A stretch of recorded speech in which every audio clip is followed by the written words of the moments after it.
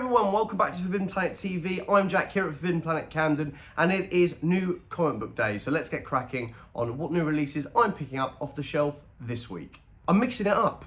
I'm being radical and I'm starting with all the variants this week. Yes, if you remember from last week, Marvel have launched their Just Spectacular collection, which is celebrating the art of J. Scott Campbell, and he is doing tons of variants across loads of Marvel titles over the next couple of weeks. We started last week, and as you can see, there's already a few more this week as well.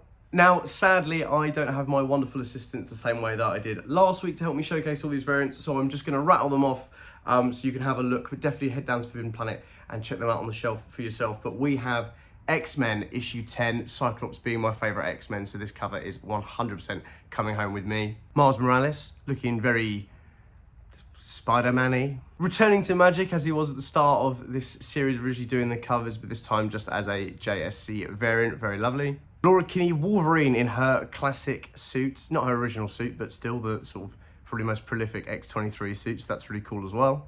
Eddie Brock's Carnage as well gets the J. Scott Campbell treatment for issue 7 of that ongoing series. The Man Without Fear, Daredevil as well, looking very Nightwing in that very particular pose. And last but by no means least, we have Johnny Storm on the cover of Fantastic Four issue 2. So that does it for the JSC Just Spectacular Collection variants this week, but do check out the website forbiddenplanet.com where you can pre-order any of the upcoming weeks or add them to your standing order select service at your local Forbidden Planet as well. And of course, they're available on the shelf. It's a nice segue using Fantastic Four issue 2 to talk about, well, Fantastic Four issue 2. So yes, kicking straight into my ongoings with Fantastic Four issue 2. I really enjoyed issue 1.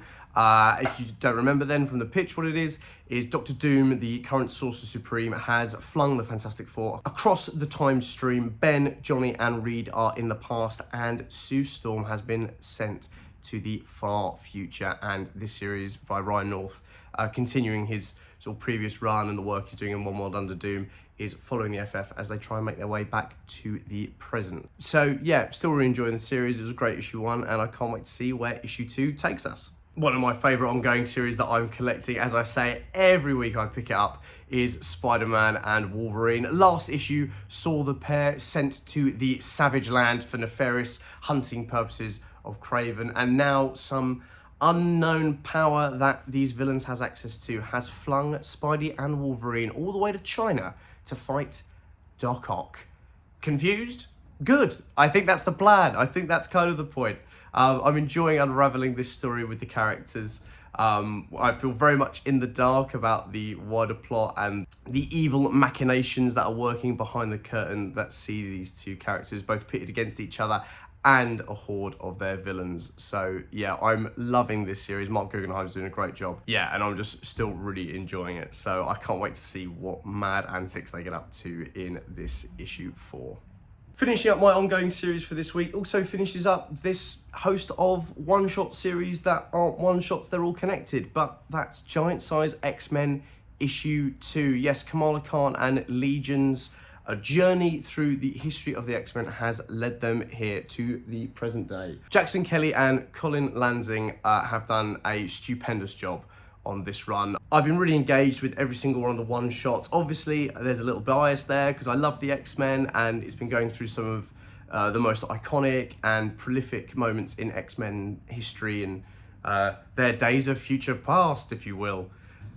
Terrible. It's really cool to see it come to a head here. Kamala Khan, obviously quite a new mutant in the grand scheme of the history of the X-Men, so I think this has actually been quite an interesting way to insert her into the story and not only refresh her of times before she was even born, I guess, canonically, but also to cement her as a character that is now enthralled with the X-Men and is going to be part of their lineup and their ongoing series and events and things like that going forward. That's quite a tall order, I think, having a character so well established join some already well established characters kind of under a new pretense as to why she would be there. But I think Kelly and Lansing have done their utmost to make it an enjoyable ride, and they've certainly succeeded in that. It's been really cool. So yeah, Giant Size X-Men issue 2 is the finale of this massive saga. Now, slashing its way to the front of issue 1s this week is Zack Snyder's Rebel Moon Nemesis from Titan Comics issue 1. The story is obviously about the character Nemesis from the movies, if you haven't had the chance to see them yet.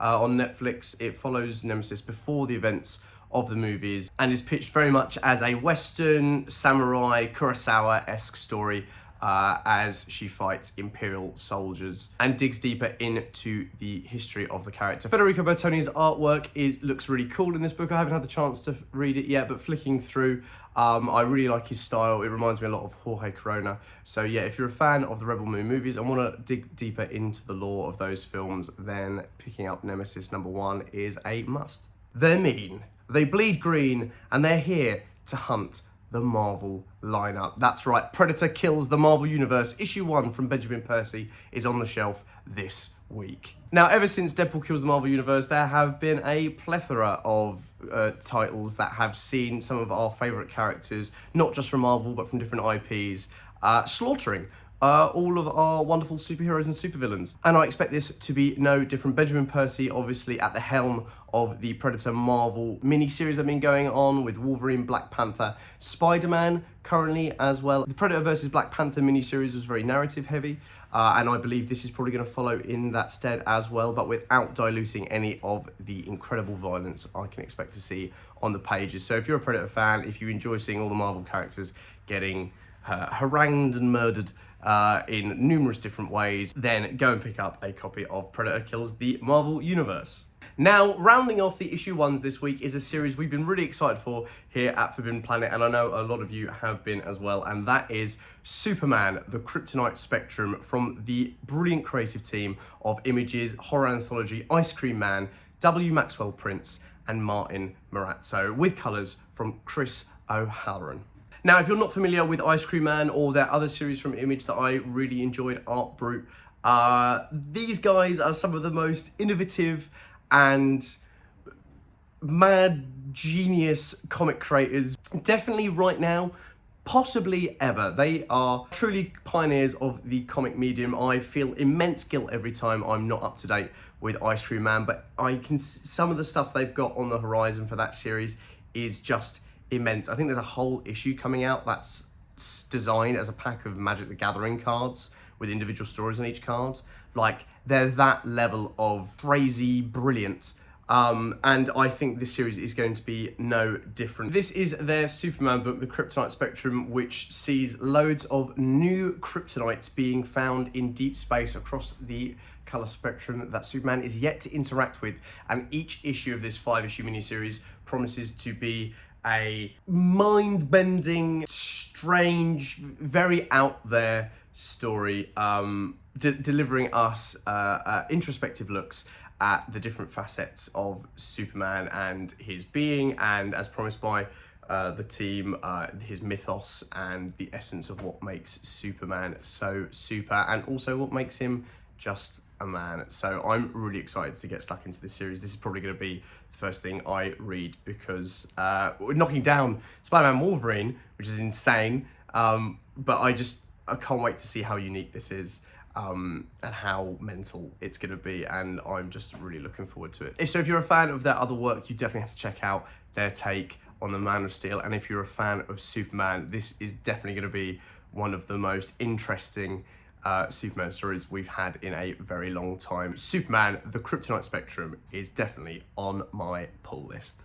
Just a very quick honourable mention as well, seeing the release of Absolute Superman in trade. We now have, as you can see behind me as well, on that shelf right there, the first 3 graphic novels of the Absolute line are out: Wonder Woman, Batman and Superman. So if you've been waiting for the graphic novels, or if you've been reading the series in singles and just want to reread it in a nice big chunk, Volume 1 is both available in paperback and hardcover now at Forbidden Planet.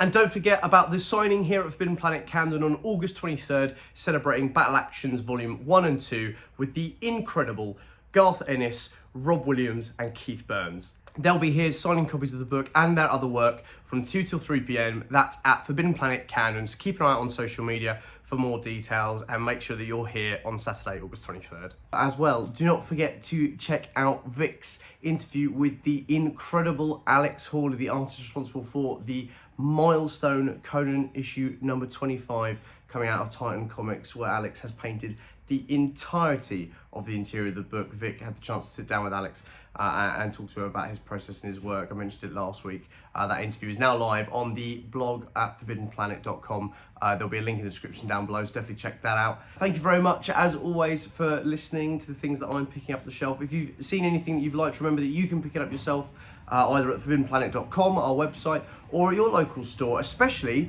if your local happens to be Liverpool, the newly relaunched Liverpool store. A huge congratulations to them after having just relaunched this weekend, just gone by. So definitely go down and say hello to the incredible crew there. The relaunch is in celebration of having achieved their Grade 2 listed building status, which solidifies it as a very important landmark, not just in Liverpool, but as part of the United Kingdom, and what an incredible thing to be able to celebrate. So go and have a look, it looks fantastic. If you can't go down to Liverpool right now, there is a video on Forbidden Planet TV as well with Andrew showing you around. Go and say hello and see what all the fuss is about, because it's worth making a fuss about. So once again, thank you so much for watching the video. Don't forget to subscribe to Forbidden Planet TV, not just to check out my content, but all the brilliant stuff coming out. We have 2 really cool interviews that Andrew Sumner has held with the indefatigable Garth Ennis, who always seems to be coming out with something new, and I can't wait to chat to him about those things when he's here once again for the signing on August 23rd. So yeah, thank you so much everyone, and I will see you next week.